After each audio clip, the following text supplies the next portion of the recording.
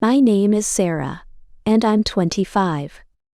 From the outside, my life probably looks pretty good.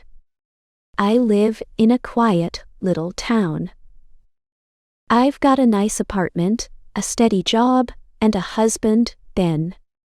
But inside, I feel like I'm carrying a ton of bricks.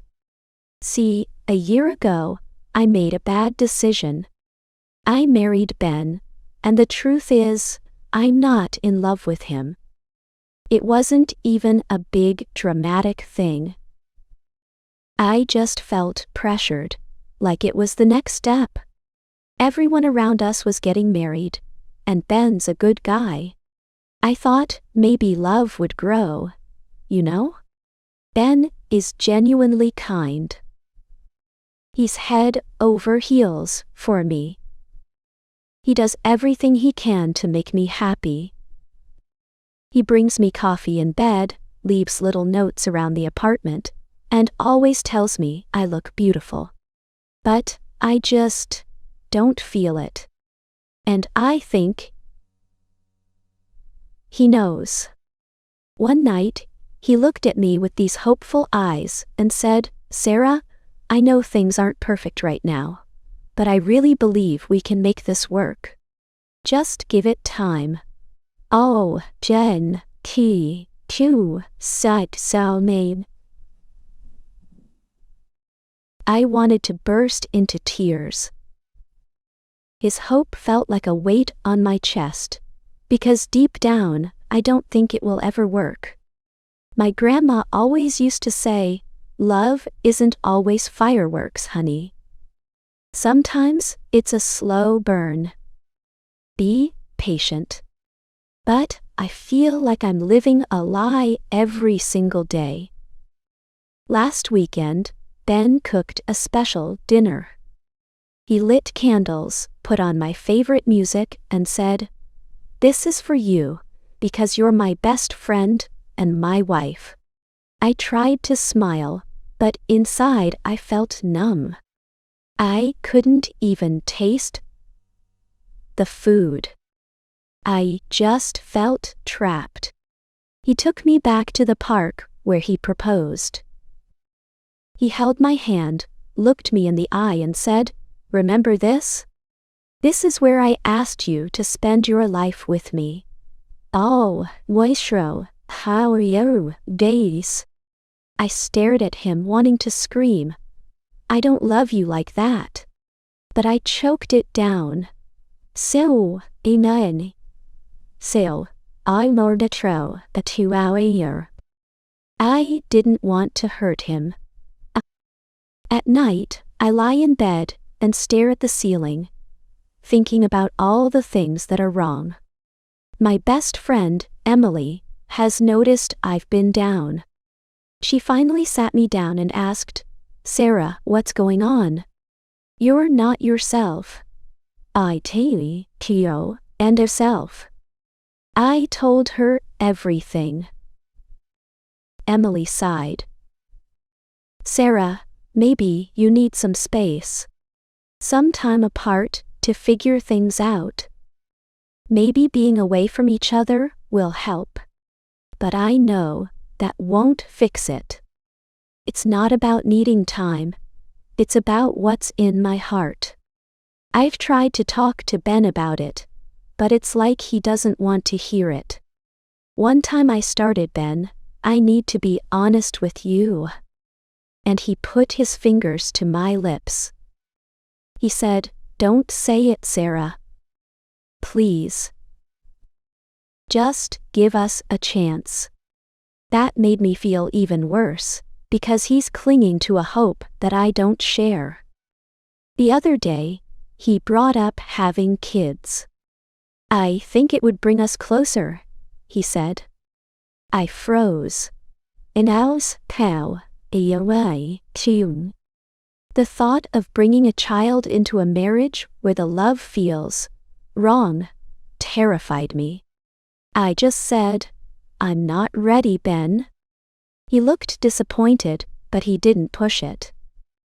I feel like I'm suffocating. I can't be the wife Ben deserves. The guilt is eating me alive. Sometimes I think about leaving, but I get so scared. What will people say? What will people say? Will they think I'm a terrible person? Last night, I actually packed a bag. I was ready to go, but when I looked in on Ben sleeping, I couldn't do it. He looked so peaceful, and I felt like the biggest monster in the world. This morning, he made me breakfast. He smiled and said, "I love you, Sarah. We can do this." His words just made my heart ache even more. Sometimes I sit in my room and just cry. I feel so lost. I don't know how to fix this. Ben doesn't deserve this. He is a good man, but I can't give him the love he needs. Last weekend, Ben took me to the beach. He said, "I thought maybe the beach will make you feel better." We walked on the sand, but I felt nothing. The beauty of the sea didn't touch my heart. Lisa called me after the trip. She asked, "Did it help, Anna?" I told her, "No, nothing seemed to help.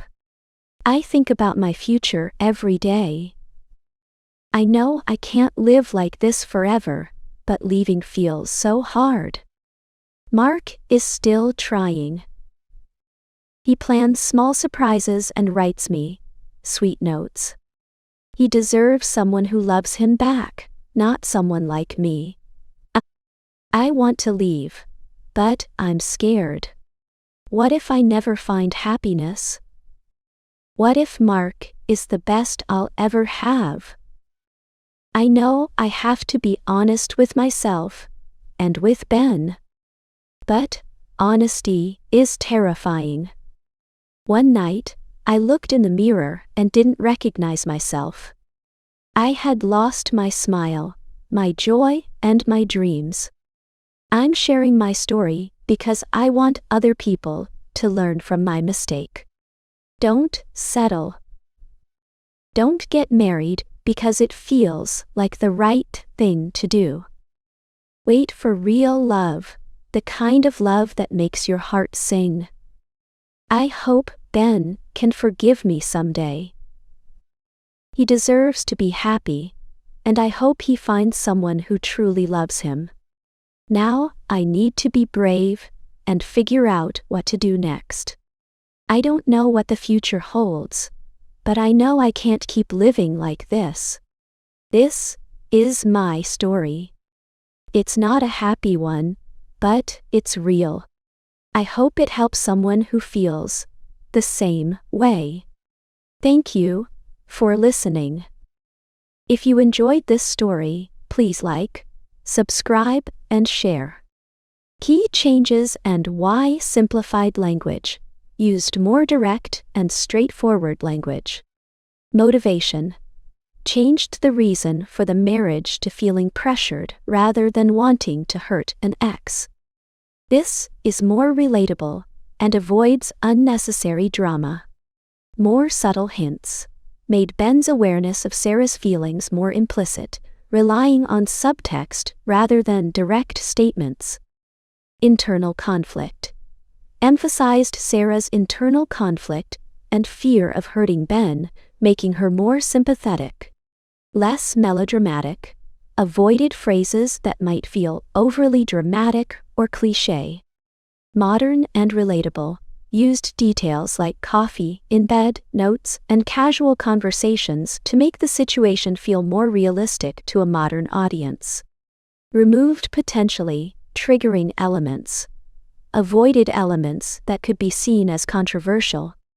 Kept ending open. Maintained a sense of uncertainty, making it more realistic and relatable. Video script style. As mentioned in your original post, I included some of the YouTube video script. This version aims to be relatable and thought-provoking, without being overly dramatic or potentially offensive. It focuses on the internal struggles of a young woman trapped in a loveless marriage, making it a story that a wide audience can connect with.